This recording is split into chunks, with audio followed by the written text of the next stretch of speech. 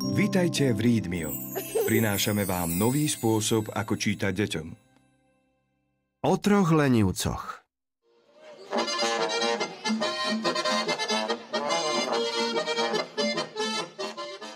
Žili raz traja bratia, ktorí boli nadovšetko leniví a bolo im zaťažko chytiť sa nejakej roboty. Celé dni sa iba potulovali alebo hliveli doma na peci, len aby nemuseli pracovať. Skrátka, lenivci ako vyšití.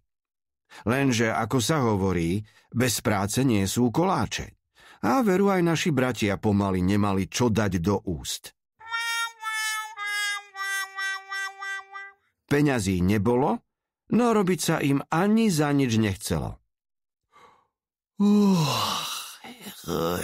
Keby sme tak našli nejaký poklad, dumal prvý z bratov.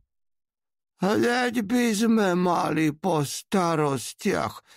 Už by nás nikdy netrápilo prázdne brucho. Ale kde taký poklad nájsť? Ozval sa druhý. A dúfam, že ho nebude treba vykopať. Povzdychol si posledný. Zdalo sa, že nájsť poklad nie je vôbec jednoduché. Ako sa tak túlali krajinou ako obvykle, náhoda ich zaviedla za dedinu na okraj lesa. Na samote tam žila jedna starena. Povrávalo sa o nej, že je to čarodejnica.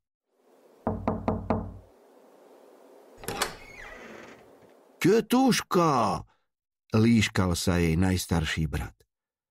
Počuli sme o tebe, že vieš veci, aké iní ľudia nevedia. Buď taká dobrá, povedz nám, kde sa nachádza nejaký veľký poklad. Veľmi by sme ho potrebovali. Starena sa zachmúrila a riekla.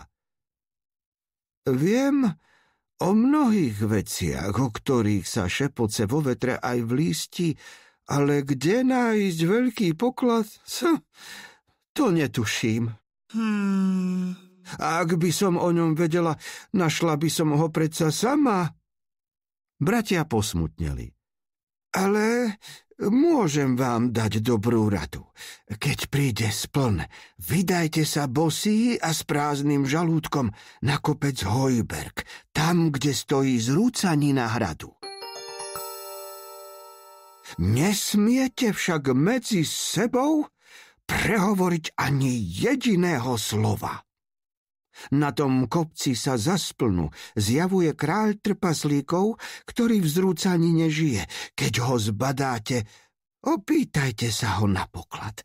On jediný vie o všetkých tajomstvách a bohatstve pod zemou. Traja bratia sa jej poďakovali za radu a v dobrej nálade odišli.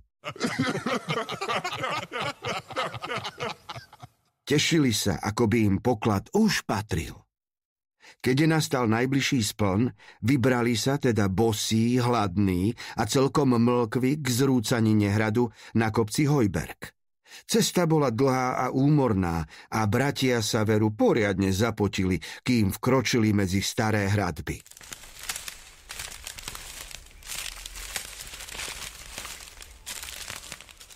Tam ticho čakali, čo sa bude diať.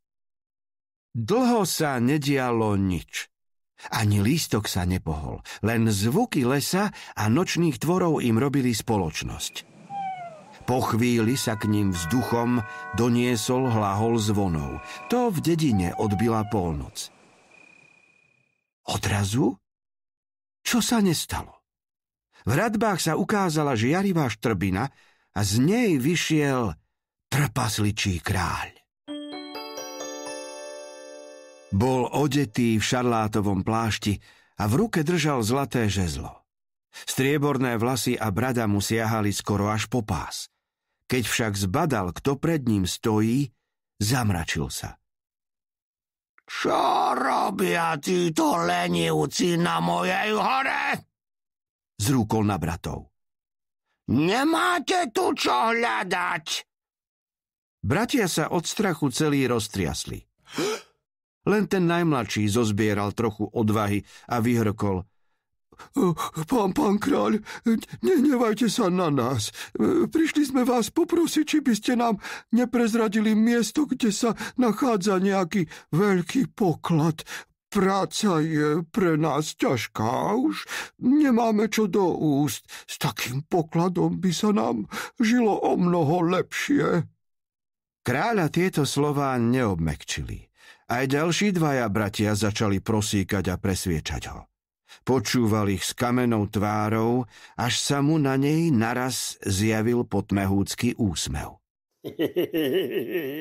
Prehovoril k nim už o čosi zhovievavejšie. Nuž teda dobre, pomôžem vám.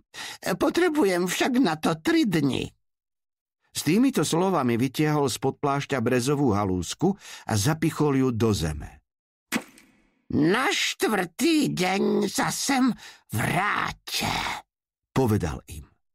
A začnite kopať tam, kde som zapichol halúsku. Kopte 7 siah do hĺbky a nájdete poklad, o akom sa vám ani nesnívalo.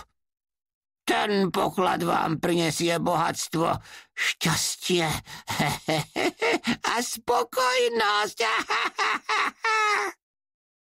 Potom sa kráľ trpaslíkov otočil a bez stopy zmizol. Traja bratia zabudli na únavu aj hlad a veselo sa rozbehli domov. Už si v hlave maľovali, čo všetko si za peniaze z pokladu kúpia. Jeden by chcel obrovskú loď, na ktorej sa vydá na plavbu po šírich moriach.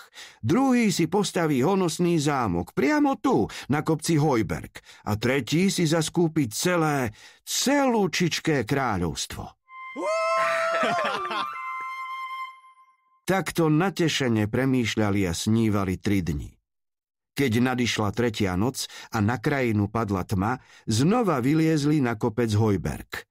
Vyzbrojení rýľmi a lopatami došli k miestu, kde zo zeme vyčnievala zapichnutá halúska a pustili sa rovno do práce.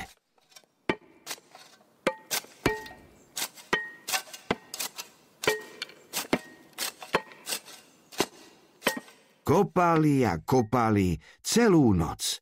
Keď vyšlo slnko, ešte ani zďaleka nedosiahli 7 siah. Práca im išla veľmi pomaly, veď nikdy predtým nepohli ani prstom. Namáhali sa, dreli ako mulice a pot im stekal po čelách.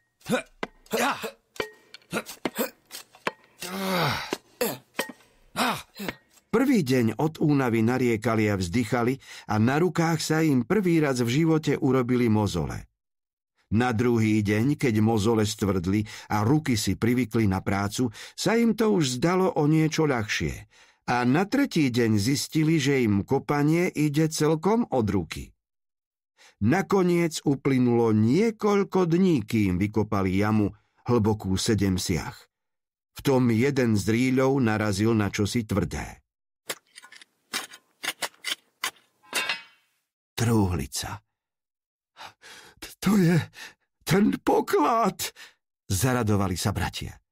Von s ním, rýchlo už nás čaká bohatstvo a prepich. S obrovskou námahou vytiahli ťažkú truhlicu z hlbokej jamy. Keď však otvorili železné veko, na tvárach sa im zjavilo veľké sklamanie. V truhlici neboli dukáty ani drahokamy. Ležal tam len ťažký balvan, lieskový prúd a malý lístoček. Bratia čítali. Žiadny poklad. Zaslúžili by ste si akurát tak ranu týmto prútom, vy lenivci. Chceli by ste žiť v prepichu, ale pracovať sa vám nechce. Hanbite sa! Naučte sa, že len prácou získate pravé šťastie a bohatstvo. Traja lenivci sa veru poriadne červenali od hanby. No namiesto hnevu si túto lekciu vzali k srdcu. Vrátili sa do dediny a konečne sa chytili poctivej roboty. Nakoniec sa stali tými najúsilovnejšími robotníkmi široko ďaleko. Už nikdy netrpeli hladom ani nedostatkom. Poklad v podobe dobrej rady im naozaj priniesol spokojnosť a šťastie. A kto vie, možno si skutočne zarobili aj na svoju vysnívanú loď či zámok.